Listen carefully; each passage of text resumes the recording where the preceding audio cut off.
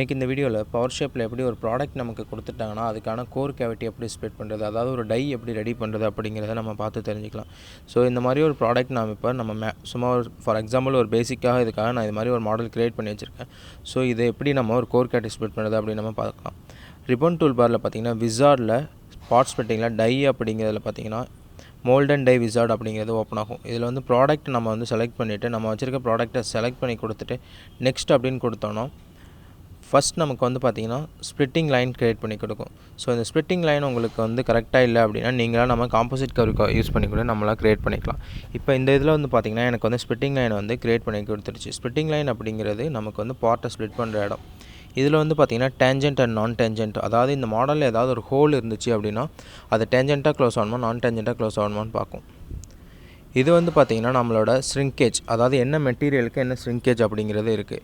So இப்போ நம்ம வந்து மெட்டீரியல் வந்து கஸ்டம்ஸில் வச்சுருக்கனால 0 இருக்குது. ஸோ உங்களுக்கு வேறு ஏதாவது வேணுன்னா கூட நீங்கள் சேஞ்ச் பண்ணிக்கலாம். நமக்கு பிளாஸ்டிக் என்னென்ன மெட்டீரியலுக்கான ஸ்ரிங்கேஜ் வேணும் நம்ம செட் பண்ணிக்கலாம்.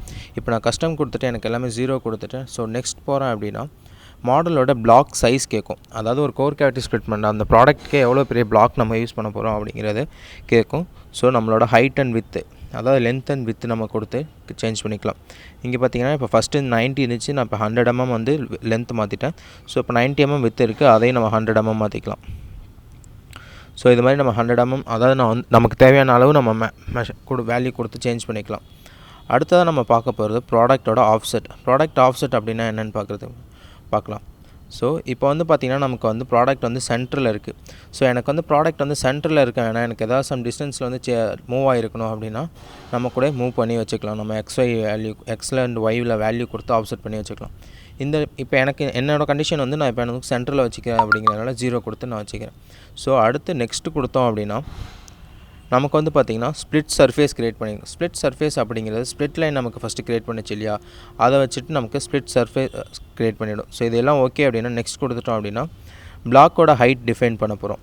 இப்போ ஓவரால் பிளாக் ஹைட் எவ்வளோ, ஸோ மேக்ஸிமம் பிளாக் ஹைட் எவ்வளோ, மினிமம் பிளாக் ஹைட் எவ்வளோன்னு டிஃபைன் பண்ணிவிட்டு இப்போ நம்மளோட ஓவரால் பிளாக் ஹைட் வந்து 40 mm, மேக்ஸிமம் வந்து 30 ஆகும், மினிமம் வந்து 10 mm நம்ம வச்சுருக்கோம்.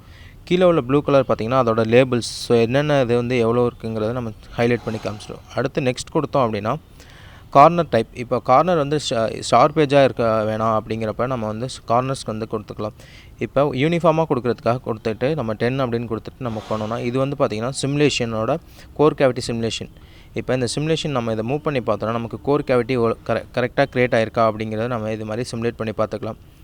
ஸோ இப்போ எல்லாம் ஓகே அப்படின்னா ஃபினிஷ் அப்படின்னு கொடுத்துட்டோம் அப்படின்னா நமக்கு வந்து ஒரு கோர் கேவிட்டி க்ரியேட் ஆகிடுச்சு.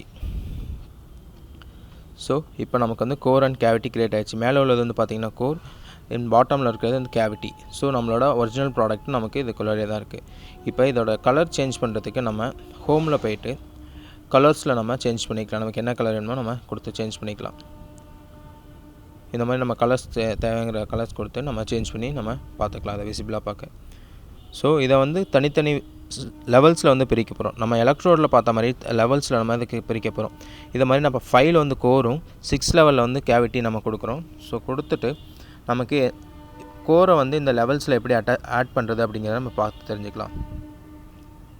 இப்போ ஓகே கொடுத்துட்டு மேலே உள்ள ப்ராடக்ட், அதாவது கோரை நம்ம செலக்ட் பண்ணிட்டு இங்கே 5 வந்து ரைட் கிளிக் பண்ணிங்கன்னா ஆட் செலெக்ஷன் அப்படிங்கிற ஒரு ஆப்ஷன் இருக்கும். அந்த ஆட் செலெக்ஷனை கிளிக் பண்ணோன்னா நம்ம செலக்ட் பண்ணியிருக்க ப்ராடக்ட் வந்து அதில் ஆட் ஆகிடும்.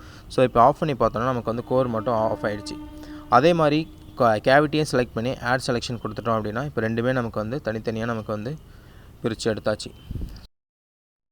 எதுக்காக நம்ம லெவல்ஸ் இது மாதிரி செட் பண்ணுறோம் அப்படின்னா நம்ம அப்போ தான் நம்ம வந்து ஒரு ப்ராடக்ட் எப்படி இருக்குங்கிறத நம்ம விசிபிளாக பார்க்க முடியும். இப்போ 5ங்கிறது கோர் அண்ட் 6ங்கிறது கேவிட்டி, இது மாதிரி நம்ம விசிபிள் பண்ணி பார்க்கலாம். இதுக்கு மேலே நீங்கள் கலர்ஸ் சேஞ்ச் பண்ணுறதுனா கூட நீங்கள் கலர்ஸில் போய்ட்டு சேஞ்ச் பண்ணிக்கலாம்.